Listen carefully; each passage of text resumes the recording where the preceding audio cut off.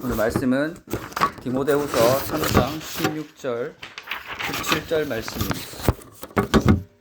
디모데후서 3장 16절 17절 말씀입니다. 다 찾으신 줄 알고 함께 읽겠습니다. 시작. 모든 성경은 하나님의 감동으로 된 것으로 교훈과 책망과 바르게 함과 의로 교육하기에 유익하니 이는 하나님의 사람으로 온전하게 하며 모든 선한 일을 행할 능력을 갖추게 하려 함이라. 아멘. 이번 시간은 소요리 문답 두 번째, 하나님께서 무슨 규칙을 우리에게 주어서 어떻게 자기를 영화롭게 하고 즐거워할 것을 지시하셨는가? 답, 신구약 성경에 기록된 하나님의 말씀은 어떻게 우리가 그를 영화롭게 하고 즐거워할 것을 지시하는 유일한 규칙이다. 여러분이 말씀을 이제 계속 들으면서 처음에 이제 타이틀 나오잖아요. 그걸 그냥 외우세요. 지나간 시간 1분이 뭐죠? 사람의 제일 되는 목적은 하나님을 영화롭게 하고 그를 영원토록 즐거워하는 것이다. 왜 이렇게 말씀을 드리느냐 하면 1문을 외워야지 2문으로 넘어갑니다. 이게 1문, 2문하고 3문하고 이렇게 연결이 돼요. 그래서 2문은 그렇게 하는 방법이 뭐냐? 하나님께서 주신 신구약의 규칙, 성경이다라는 게 오늘 말씀인 거예요. 자, 그러면 이제 지난 시간에 우리가 들었지만 우리가 계속해서 하는 게 있죠. 설교 시간에 들어도 까먹는다. 혹시 하나님의 영광에 대해서 기억나는 거 있으신 분 있으십니까? 하나님의 영광. 하나님의 영광을 사람의 영광과 구분 지었죠. 사람의 영광은 자신의 업적을 자랑하고 자기 중심적이지만 하나님의 영광은 하나님 자체, 하나님 존재감, 하나님 가지고 계신 것. 그래서 사람은 전혀 예측할 수도 없고 도달할 수도 없는 그런 고귀한 것이다. 고귀하고 거룩한 것이다. 그게 영광이라고 그랬어요. 우리가 설교를 들을 때마다 어떤 단어에 대한 개념이 잡혀 있어야 이게 논리적으로 연결이 잘 됩니다. 사람들이 눈이 왜 잘 감기는가 하면 어떤 단어를 들었는데 그 단어가 내 머릿속에 저장되어 있지 않으면 이게 집중력이 흐트러져요. 그래서 연결이 안 돼요. 저게 무슨 말 하는 거지? 난 영광이 뭔지 모르겠는데 이렇게 점점 쌓이면 졸음이 오는 거죠. 그래서 영광이 그런 거예요. 하나님만 갖고 있는 절대적인 존재감. 그래서 그 하나님의 영광을 맛보려면 어떻게 해야 한다? 오직 한 가지 방법밖에 없다. 예수 그리스도를 믿는 것. 예수 그리스도를 믿는 사람만이 하나님의 영광에 도달할 수 있고 하나님의 영광이 뭔지 알 수 있다라는 거예요. 그래서 예수 그리스도를 만난 사람들은 또다시 볼 수 있는 것들이 여러 가지가 있어요. 그 중에 정말 중요한 게 있는데 그게 죄입니다. 죄를 우리가 볼 줄 알아야 돼요. 죄에 대한 감각. 왜냐? 하나님의 영광과 죄가 연결되기 때문에. 우리가 하나님의 영광을 보지 못했던 이유가 죄 때문이었어요. 죄 때문에. 모든 사람이 죄를 범하였음에 하나님의 영광에 이르지 못하게 된다. 성경 말씀에 나오죠. 그래서 주님께서 십자가에서 매달리실 때 그런 말씀을 하셨어요. 주님, 저들이 무슨 짓을 하는지 알지 못합니다. 죄를 짓고 있음에도 불구하고 저들이 하나님의 아들을 알아보지 못하고 십자가를 못 박았죠. 그게 죄라는 거예요. 알아보지 못하고 알지 못하는 것. 알지 못했던 것 자체가 죄라는 거.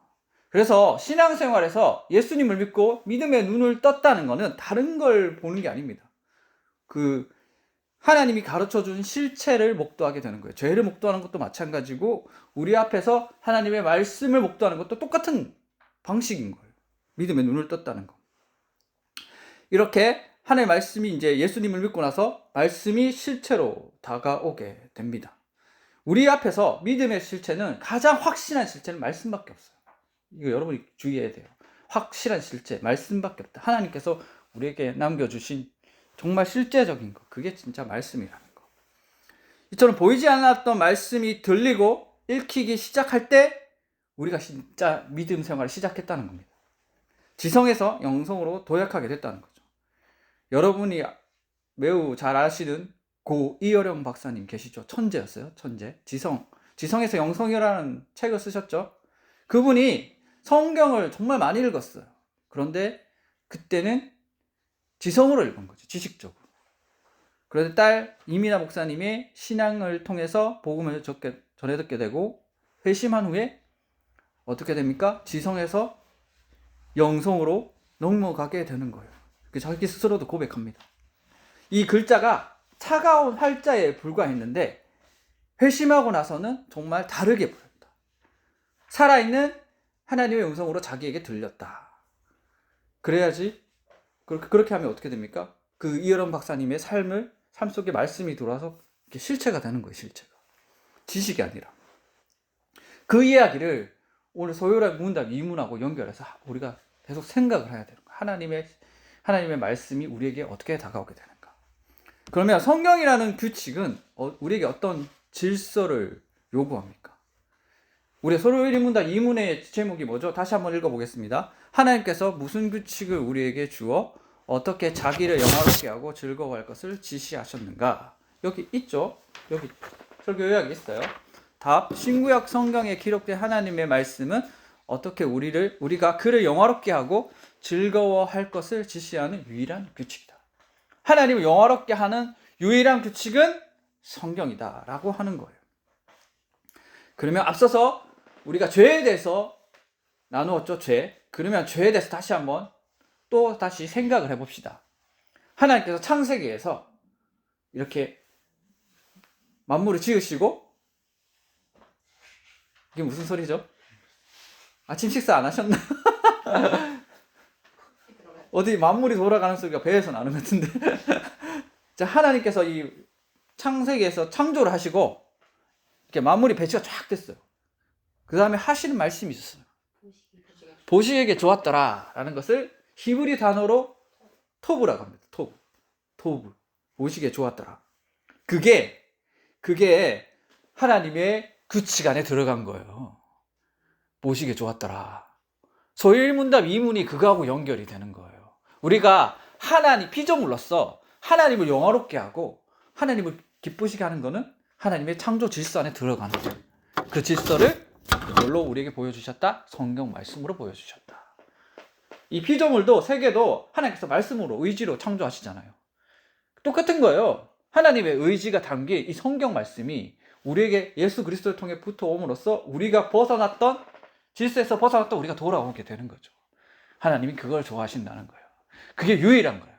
그게 유일한 거예요. 다른 거 하지 말고 그게 유일한 거예요.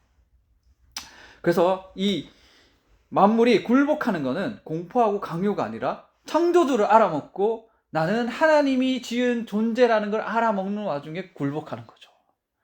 그래서 하나님께서 제대로 굴복하게 되면 기쁩니다. 기뻐요. 이 천지가 돌아가는 와중에 나도 껴서 돌아가는구나. 이게 와닿게 되면 정말 기쁩니다. 그게 피조물이 가져야 할 가장 기본적인 질서인 겁니다. 본질적인 자세. 여기서 우리는 창조의 원리 토부를 기억해야 돼요. 하나님이 보시기에 좋았더라.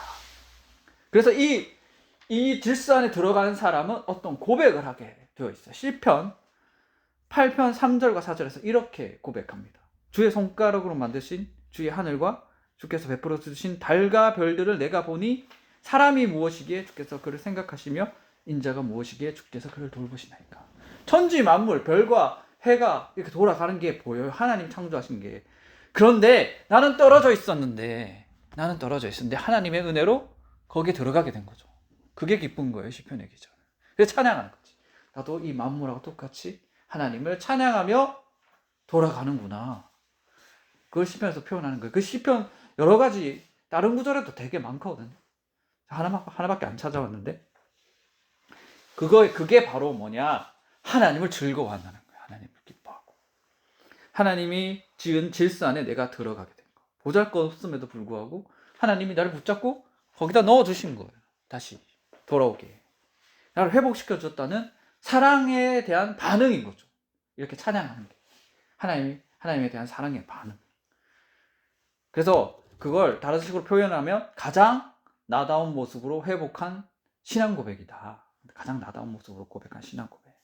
이 질서와 기쁨을 우리의 삶에 구체화하기 위해서 하나님께서 우리에게 말씀을 주셨다. 그래서 말씀을 생각할 때 그냥 법을 지키고 도덕적인 게 아니라 하나님 질서다. 하나님 질서 안에 우리가 들어가는 거다. 그래서 스케일을 넓게 생각하셔야 돼요. 창세기부터. 하나님 말씀을 가지고 뭘 하셨는지. 그 창세기부터 하나님에 대한 의도를 묵상하지 못하면 우리가 바리새인들하고 똑같이 생각하는 거예요. 내가 이거를 지켜서 복 받아야지. 내가 이거 안 지키면 벌 받는지, 이거 안 지키면 지옥 가는 거, 그거밖에 생각 못 하거든요. 그게 아니라 하나님이 우리에게 말씀을 주신 거는 우리가 그 말씀으로 창조됐다는 거예요. 근데 죄는 그 창조 원리에서 우리를 벗어나게 했다. 자, 우리 본문을 다시 한번 읽어보겠습니다. 16절과 17절 말씀 우리 같이 읽겠습니다. 시작. 모든 성경은 하나님의 감동으로 된 것으로 교훈과 책망과 바르게 함과 의로 교육하기에 유익하니 이는 하나님의 사람으로 온전하게 하며 모든 선한 일을 행할 능력을 갖추게 하려 함이라. 아멘. 오늘 본문 디모데후서 3장 16절과 17절은 우리가 붙들어야 할 성경이라는 것을 이렇게 확실하게 전하고 있습니다. 이 디모데 전후서는 목회 서신이라고 해서 바울의 제자인 디모데가 목회하러 갈 때 이거 목회를 어떻게 하면 올바르게 할 수 있는가라는 스승이 적어주는 지침서예요. 지침서. 제자가 이거 보고 하라고. 거기서 성경이 정말 중요하다는 걸 전달하고 있는 거죠. 가장 먼저 뭐라고 얘기합니까? 모든 성경은 하나님의 감동으로 됐다. 여기서 감동으로 번역된 헬라어는 테오프뉴토스라고 하는 건데 하나님과 숨을 쉬다. 테오가 하나님이거든요. 푸뉴가 이제 숨을 쉬다죠. 이게 결합된 거예요. 하나님과 숨을 쉬다가 결합된다. 이게 하나님의 숨결이라는 거죠. 하나님의 숨결. 그러면 여러분이 이제 떠올려야 할 장면이 있어요. 그렇죠. 하나님의 숨결 이거 어디서 나오죠? 인간을 창조할 때. 제가 어디서 들었는데 기억이 안 나는데 인간을 창조할 때 온전한 인간은 그 인간 안에 하나님의 말씀이 글자가 들어가 있어요. 죄를 짓게 되므로 이게 없어진 거죠. 이 안에 존재 안에 그 존재 안에 인간이란 존재 안에 하나님의 말씀이 들어가 있는 게 온전한 인간이다. 그런데 죄는 그렇게 하지 못하겠다. 그래서 성경은 하나님이 인간 저자의 입술과 손에 직접 그분의 생기를 불어넣어서 토해내신 하나님의 숨결 그 자체라는 거예요. 그리고 이어지는 말씀은 이 하나님의 숨결이 우리 인생에 들어와서 어떻게 나타나는가 확실하게 나와있죠. 4가지죠. 첫째는 교훈. 교훈은 우리가 마땅히 가야 할 길을 가르쳐주는 인생의 지도. 고속도로 운전하면 표지판 있죠? 표지판. 사실 이 말씀이 이 질서 안에 들어가면서 굴러간다는 의미로 우리 말씀을 먼저 나누었는데 또 다른 게 아니고 같은 의미로서 뭐냐? 하나님 나라로 가고 있다는 표식입니다. 표식. 그래서 억지로 지키는 게 아니고 가면서 발견하게 돼요. 진짜 하나님 말씀에 올리는 하나님이 은혜를 통해서 우리를 붙잡고 거기로 데리고 와서 보여주시는 게 진짜 말씀의 원리인 거예요. 우리가 그 말씀을 붙잡아서 내가 지켜서 보여지는 게 아니라 말씀이 있는 자리로 하나님이 우리를 데리고 오시는 거예요. 이게 진짜 성도의 삶입니다. 그래서 자기가 하나님 나라 가면서 그게 보이게 돼 있어요. 그래서 예수님이 산상수훈에서 그렇게 얘기하는 거예요. 가난한 자, 애통하는 자, 온유한 자. 왜냐? 예수라는 진리가 눈앞에 보이기 시작하면 예수를 통해서 계속 연관되는 게 세상이 보이고 나의 삶이 보이고 죄가 보이고 해서 그 사이사이에 말씀이 끼어들어서 나를 인도하는 거거든요. 그래서 다윗이 그렇게 얘기했죠. 시편 119편에 말씀은 내 발의 등불이다. 내가 지켜서 보이는 게 아니라 이미 하나님께서 도열해놓고 말씀의 길을 우리를 붙잡아서 거기다 집어넣는다니까요. 안 보여요? 그럼 보이게 해줍니다. 보이게 해줘요. 하나님의 말씀이 보이게. 그래서 말씀은 하나님의 숨결이고 생명인 거죠. 하나님의 말씀의 생명이고. 그래서 뭐라고 하죠? 첫째는 교훈, 인생의 지도다. 둘째는 책망. 우리가 지도에서 벗어났을 때, 가다가 벗어났을 때 우리한테 경고를 하시는 거예요. 말씀으로. 죄의 삭은 사망이요. 너 그러다 죽는다. 죄의 삭은 사망이요. 죄의 삭은 사망이요. 하나님이 경고하실 때도 말씀으로 경고하신다. 그래서 하나님 백성은 반드시 말씀이 보이게 돼 있습니다. 정말 이건 제 주관적일 수도 있는데 저는 정말 신기했던 게 뭐냐, 내가 성경을 본 적이 없거든요. 그때 잘 보지도 않았어요, 성경을. 근데 내 머릿속에 어느 순간 말씀이 저장되어 있었어. 교회 다니면서 그냥 앉아 있었는데 나는 기억하고 싶지 않았는데 이미 저장되어 있었어. 말씀이 저장되어 있었어. 로마서 12장 말씀도 전혀 본 적이 없는데 새벽기도 갔다가 하나님한테 음성을 들었는데 누구한테 따지고 싶었거든요. 따지지 말고 그 전쟁은 나한테 속한 거라고 들었어요, 그거를. 난 하나님 음성인 줄 알았어. 그냥 하나님 나한테 들려주시는 음성. 근데 그게 로마서 12장 말씀이 있었어. 12장. 전쟁은 내가 한다고. 전쟁은 내가 하니까 너희들은 그냥 사랑만 하라. 악을 악으로 갚지 말라는 말씀이 있죠. 그거예요. 그래서 그 말씀이 보이게 돼서 그 말씀이 계속 내 마음을 찌르는 거죠. 양심을 찔러서 말씀으로 책망하시는 거예요. 말씀 볼 때마다 성경을 자주 보는 사람도 그렇죠. 계속 눈이 가는 성경이 있어요. 이쪽에 보다 다시 그게 생각나서 그쪽으로 돌아가. 그 말씀을 보면 내가 잘못한 일이 생각나고 그게 자꾸 마음을 괴롭게 해서 결국에는 회개하게 만드는 거죠. 그게 책망. 그리고 셋째는 바르게 합니다. 이 바르게 함의 헬라어 뜻은 구분뼈를 제자리로 맞추는 수술적인 의미가 있어요. 죄로 뒤틀린 우리 인생을 하나님께서 질서 안으로 정렬시키는 거. 정렬시키고 교정시키는 거. 저는 말했죠. 좀 전에 금방 말했죠. 하나님께서 우리를 붙잡아서 말씀으로 끌어들인다고. 이게 그런 거예요. 세 번째. 정렬하는 거. 바르게 한다는 거. 넷째, 의로 교육하기. 이는 하나님 통치에 익숙해지도록 지속적으로 하나님께서 우리를 훈련시킨다. 저는 일상생활에서 그런 표현을 써요. 하나님이 날 굴린다. 그래서 이 16절에 이렇게 나오고 17절에 이 사역의 목적이 우리를 어떻게 하냐? 하나님의 사람으로 온전하게 한다. 그리고 온전하게 해서 선한 일을 행할 능력을 갖추게 한다. 그렇게 얘기하는 거예요. 이 구절은 성경이 우리를 어떻게 변화시키고 최종적으로 어떤 목적을 가지고 있는지 명확하게 정말 짧은 구절 안에 다 들어가 있어요. 그래서 이거를 우리가 자주 묵상해야 되는 거죠. 온전히 하나님, 성경이 단순히 종교적인 지식에서 끝나는 게 아니라 우리 삶을 변화시키고 하나님이 쓰실 그 온전한 사람으로 최종적으로 만들어 간다는 걸 보여주는 거죠. 그래서 성경 묵상을 제대로 하고 말씀 지킨 사람 제대로 하면 뭐가 있다? 삶의 변화가 있다는 거죠. 반드시 삶의 변화가 있다는 거예요. 여기서 온전함이라는 뭔가 하면 결점이 없는 완벽주의가 아니고 하나님이 의도하신 목적에 부합되도록 충분히 준비되고 성숙해진 상태. 그게 온전함. 그리고 온전한 사람의 특징이 뭐냐? 하나님의 의지를 잘합니다. 하나님의 의지. 아브라함을 생각하시면 돼요. 아브라함이 뭔가 완벽해진 게 아니에요. 아브라함이 잘한 게 있다면 날이 갈수록 자기 생각을 버리고 하나님을 믿었다는 거예요. 그래서 자기 아들도 잡을 수 있다는 거죠. 그게 온전한 사람의 특징이죠. 그렇게 우리를 변화시켜 가신다. 그렇게 변화시켜 가시면서 의지를 어떻게 전달하신다? 하나님의 말씀을 통해서 우리에게 전달하신다라는 거예요.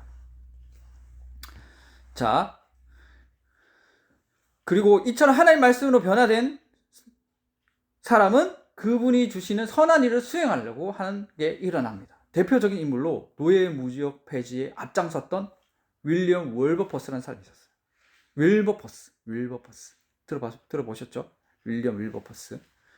영국에서 유능하고 젊은 정치인이었어요. 그때 화려하게 살았어요, 삶을. 화려하게 살았고 부자였어요. 능력도 뛰어난. 그래서 오직 자신의 명예를 위해 살았던 그런 사람이 매일 아침 성경 말씀을 묵상하다가 삶이 변하게 되는 거죠. 어떻게 변하냐? 노예 제도를 폐지시키기 위해서 앞장섰습니다. 계속 도전했어요. 실패도 계속 도전했어요. 계속 도전하고 나서 결국에는 그 노예 제도가 폐지되게 만들어요. 오늘 세상 돌아가는 소리가 많이 나네요. 그 윌버포스의 삶은 한 개인이 하나님의 말씀으로 변화받고 온전해졌을 때 어떻게 쓰임받는가? 하나님이 그때 그 흑인 노예 제도를 엄청 싫어하셨거든요. 근데 다른 사람들은 이거를 잘못됐다고 생각을 안 했어요. 잘못됐다고. 당연한 거 옛날부터 해왔는데 쟤들은 우리하고 다른 종족이 아니냐 이렇게 여겼는데 윌버포스는 그렇지 않았다. 그렇다면 이 66권의 책이 진짜 하나님 말씀이라는 걸 어떻게 확신할까요? 혹시 정경이라는 말 들어보셨습니까? 정경. 카논이라고 해서 우리가 보고 있는 이 66권 정경, 공식적인 성경. 이 정경은 하늘에서 뚝 떨어진 게 아니고 정경화 과정을 거쳤어요. 성경이. 언제 최종적으로 완성됐냐? 4세기입니다. 4세기. 카르타고 공의에서 확정이 됐어요. 구약성경 39권이죠. 구약성경 이전부터 계속 39, 27 이렇게 그 AD 90년 얌리아회에서 구약성경 완성됐고 신약성경은 4세기의 카르타고 공의에서 확정이 됐어요. 66권. 이게 어떤 과정을 통해서 진행됐는지 짧게 나눠보도록 하겠습니다. 이 성경화 과정에서 이 성경 여러 가지가 있었어요. 그때 1세기는. 이처럼 우리가 한 권을 보는 게 아니라 여러 가지를 읽고 있었어. 여러 가지를 읽고 있었는데 그 여러 가지 성경 중에 성경이 정경화 되려면 세 가지가 반드시 있어야 돼요. 첫 번째가 사도성입니다. 누가 기록했냐? 사도가 기록한 기록물이어야 된다. 이 문서를 누가 기록했냐? 만약에 이걸 사도가 기록하지 않았어도 그 사도가 검증해주는 간접 사도성이 있어야 되죠. 예를 들어서 마가복음 같은 거 있죠. 마가복음은 베드로가 불러주고 마가가 쓴 거예요. 사도가 쓰지 않았잖아. 사도가 불러줬지. 그런 건 이제 정경화로 들어가는 거죠. 누가복음도 그렇죠. 사도행전도 그렇죠. 바울의 동역자인 누가가 보고 기록한 거예요. 누가는 사도가 아니죠. 그런 거는 사도적 권위로 인정받습니다. 사도들하고 같이 활동을 한 저자들이 사도들하고 같이 활동을 했으니. 그 다음에 두 번째가 뭐냐? 보편성입니다. 그 당시에 신기했던 점이 뭐냐면 지금은 인터넷이 발달하고 막 편지도 오가고 그랬잖아요. 편지도 정말 빨리빨리 오가고 그랬잖아요. 뭔가 이제 일이 터지면 공유가 잘 됐잖아. 그때는 공유하는 게 이제 그렇게 어려웠어요. 근데 그 흩어져 있는 교회들에서 이미 읽혀지고 있는 성경이 거의 비슷했어. 하나님이 간섭했다는 거죠. 어떻게 읽었는가 하면 그 당시에는 이런 종이나 이런 기록할 수 있는 그 도구들이 귀에서 한 사람이 들고 일어나서 읽습니다. 누가복음 누구 일어나. 그러면 누가복음 다 외운 사람이 일어나서 누가복음을 이제 선창을 합니다. 그러면 사람들이 그걸 듣고 다시 암송을 해요. 외워요. 머릿속에 외워요. 그런 식으로 성경을 읽었단 말이에요. 누구는 요한복음 싹 다 외워야 되고 누구는 누가복음 싹 다 외워야 되고. 그런 식으로 이제 사람들이 외우다 보면 만약에 정경이 아닌 것들이 들어오잖아요. 그러면 자연스럽게 이제 그게 나가게 돼요. 안 읽혀져. 이렇게 완성을 하다가 오랜 시간 동안 암송을 하다가. 그래서 각 흩어져 있는 교회들이 보편적으로 읽고 있는 성경이 다들 비슷했다. 이미 회의하기 전부터 이미 다들 비슷했다는 거예요. 그 다음에 마지막으로 뭔가 하면 영감성은 뭐냐? 영감성은 내용의 일관성이 있어야 된다. 성경의 내용의 일관성. 예수 그리스도를 통한 구원이 들어가고 하나님의 통치가 들어가고 그리고 그 말씀을 읽거나 들었을 때 단순한 사람의 말이 아니라 살아있는 활력 있는 영혼을 변화시키는 하나님의 음성으로 경험되었는지가 중요했어요. 그 성경을 읽었을 때. 그게 신적인 권위. 그 세 가지가 있어야 돼요. 사도성, 보편성, 영감성. 이게 있어야 됐어. 그것을 바탕으로 회의를 거듭해서 4세기의 신약 성경이 이제 딱 확정이 되는 거예요. 한 사람이 쓴 게 아니에요. 이거 40명이 1600년 동안 쓴 거예요. 신기하죠? 40명이 1600년 동안 썼는데 예수 그리스도의 구원이라는 그 한 가지 주제로 일맥상통하게 66권이 쫙 가는 거죠. 그러니 이 저자는 누구다? 하나님이시다. 성경 모르는 사람들이 성경은 조작되고 그럼 가짜다라고 이렇게 폄하하는 거예요. 중동에 있는 많은 사람들이 이걸 조작했다. 조작할 수가 없는 거죠. 이제 그래서 확실한 기준으로 우리에게 보여지게 된 거죠. 우리가 이처럼 성경이 유일한 규칙이라는 것을 붙들어야 하는 이유는 뭔가 하면 우리 인간의 본성은 끊임없이 자기 방식대로 뭔가 다 바꿉니다. 지금 우리 교회도 그래요. 교회 신앙생활도 그렇고 자기 편한 대로 다 바꿔요. 다 바꿔. 그래서 변하지 않는 성경을 붙들고 있어야 되죠. 내가 피조물이라는 걸 잊지 말아야 돼요. 내가 창조주가 아니고 피조물. 근데 인간이 죄성이 엄청 무서운 게 하나님의 자리에 올라가서 뭐든 자기 중심적으로 바꿔버립니다. 오늘 하나님께 영광 돌리는 것도 그렇고 조심을 해야 돼요. 그래서 400년 동안 이제 그 말씀을 이제 받게 되는 부류가 있는데, 하나님은 구약성경에서 보실 때 언약 백성, 그러니까 하나님께서 약속한 백성들에게만 증표로 말씀을 주셨어요. 가장 대표적인 게 출애굽했을 때 모세가 십계명을 받았죠. 십계명을 받았을 때 돌판 2개로 받았어요. 돌판 2개를 왜 받냐? 교환하는 거야, 교환. 요즘 뉴스에 보면 있죠? 외교사절 와가지고 각자 쓰고 이렇게 교환하잖아요. 우리 이제 딱 우방국이다라는 것을 딱 수호를 맺을 때 하나님 그랬어요. 그 사람들을 억압하고 힘들게 하려고 말씀을 주신 게 아니라 너는 내 백성이다라는 하나님의 통치를 보여주시기 위해서 말씀을 주신 거예요.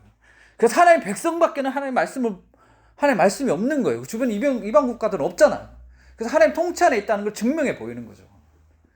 그래서 하나님 말씀이 중요한 거예요. 반드시 하나님 말씀이 나타나게 되어 있다는 거죠. 하나님, 내가 너희들 통치하고 있다는 증거다. 그걸 생각해. 지금은 우리에게 어떻게 주어졌냐? 그 당시에는 눈에 보이게 돌판으로 주어졌지만 지금은 어떻게? 하나님께서 성령을 보내셔서 우리 마음에 쓰셨다. 마음판에 딱 쓰셨다. 그래서 하나님의 백성은 이 마음판 안에 하나님 말씀이 새겨져 있습니다. 그래서 이게 어떤 방식으로 이렇게 계산해서 움직이는 게 아니라 이미 말씀이 우리를 움직여가요. 예수 제대로 믿게 되면. 그래서 처음에도 말씀드렸죠. 우리가 말씀을 지켜서 그 말씀이 보이는 게 아니고 우리가 발견하게 되어 있다니까요. 하나님 은혜를 통해서. 이미 말씀이 들어와 있다는 것을 내 삶 속에 이미 말씀이 들어와 있다는 것을 발견하게 돼 있어요. 그래서 그걸 발견한 사람이 기쁘고 즐거운 거예요. 행복한 거예요. 나 같은 버러지가 어떻게 하나님의 질서 안에 들어가게 돼 있을까? 나 같은 사람이 어떻게 하나님의 말씀 안에서 이 하나님의 말씀을 지키려고 하는 움직임이 있냐, 이 가슴에. 그거에 대해 감사하게 되는 거죠. 나라는 존재가 어떤 존재인지 하나님 명확하게 가르쳐 주거든요. 너는 이럴 사람이 아니었어. 나 아니면 너는 이럴 사람이 아니었다는 걸 보여주시는 겁니다. 그래서 지금은 마음판에 쓴 거죠. 바울이 얘기했죠. 너희들은 그리스도의 편지라. 이런 식으로 얘기했죠. 그래서 예수님께서 산상수훈을 가르쳐 주시면서 그런 말씀을 하신 적이 있어요. 너희는 세상의 빛이라. 산 위에 있는 동네가 숨겨지지 못할 것이고. 여러분, 산상수훈은 마태복음 5장이죠. 5장에서 우리가 눈여겨봐야 할 구조가 있어요. 심령이 가난한 자, 결핍, 문제, 연약함을 다 예수님께서 말씀하신 뒤에 그 다음에 복이 있을 것이라고 얘기하시고 변화받는 상태에 대해서 말씀하셨어요. 그래서 우리가 온전하게 돼서 우리가 뭔가 잘나서 그렇게 실천하는 게 아니라 우리는 미약하고 불완전한데 예수님이 복을 주셔서 우리를 그렇게 만들어 주시겠다는 거예요. 그게 어떻게 나타나냐? 말씀으로 나타난다. 우리 삶에 전혀 우리한테는 말씀이 보여질 리가 없는데 예수님이 복을 주셔서 우리한테서 말씀이 보이게끔 해주시겠다는 거예요. 그래서 그걸 빛이라고 표현하셨던 거예요. 그래서 너희들을 통해서 세상이 너희들을 통해서 빛을 보게 될 것이다. 그래서 예수 믿고 제대로 따라가는 사람은 그 인생에 뭐가 나타나냐? 하나님의 말씀이 나타나게 되어 있다는 거예요. 하나님의 말씀. 자, 우리가 이 말씀이라는 유일한 규칙으로 살아갈 때 세상 우리를 통해서 착한 행실을 보게 됩니다. 이 착한 행실은 단순히 친절을 베푸는 수준을 넘어서 하나님의 질서에 순응하는 피조물의 조화로운 움직임을 뜻하고 또한 아름다움을 뜻합니다. 제가 이 말씀 묵상하면서 가장 많이 떠올랐던 게 오케스트라하고 로켓 발사할 때. 오케스트라 했을 때 전부가 고수예요. 근데 정말 악기 다른 사람 고수는 자기를 다른 사람들에게 알리기 위해서 화려하게 연주하는 게 아니라 음악 한 곡의 전체적인 완성도를 위해서 자기를 죽여가는 거예요. 포로로는 그렇게 합니다. 그래서 탬버린 평생 태모니 치는 사람 있죠. 화려하게 칠 줄 알아도 박자에 맞게 한 방밖에 안 쳐요. 빵, 빵. 정말 단순하게. 근데 그 단순함이 전체적인 완성도를 높이는 거예요. 빵. 바이올린도 얼마나 화려하게 잘 치겠어요.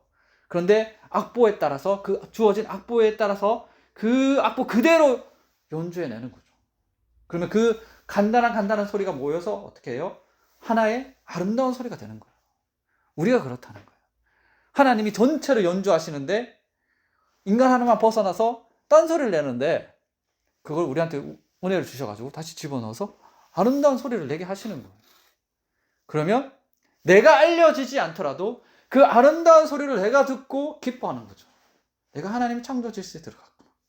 너무 행복한 거죠. 아름다운 음악이 그렇습니다. 예전에 제가 어렸을 때 그 부곡교에서 저를 가르쳤던 그 형님이 있어요. 형님 친구 중현이 형이 있었죠. 그 팀이 찬양을 개개인의 실력은 그렇게 뛰어난 게 아니었어요.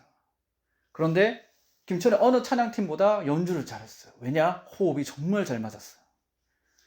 자기 잘남을 구하지 않았어요. 기본기가 완벽했고 서로에 대해서 잘 알았어요. 그리고 그 사람들 성격이 뭐냐? 튀는 성격이 아니었어요. 자기를 드러내려고 하는 성격이 아니었어요. 그래서 대단한 실력이 아님에도 불구하고 대단한 실력자들이 모인 팀보다 더 잘했어요. 하나의 음악이 완성됐기 때문에. 우리 삶이 그런 거예요. 하나님 은혜 안에 들어가게 되면 우리가 그렇게 완벽하게 하지는 못할지라도 하나님이 원하는 방식대로 빚어나오게 되었다는 거죠. 그게 뭐냐? 하나님이 주시는 성경 말씀대로 살아가는 사람들의 특징이라는 거죠. 하나님 또한 그거를 기뻐하시고.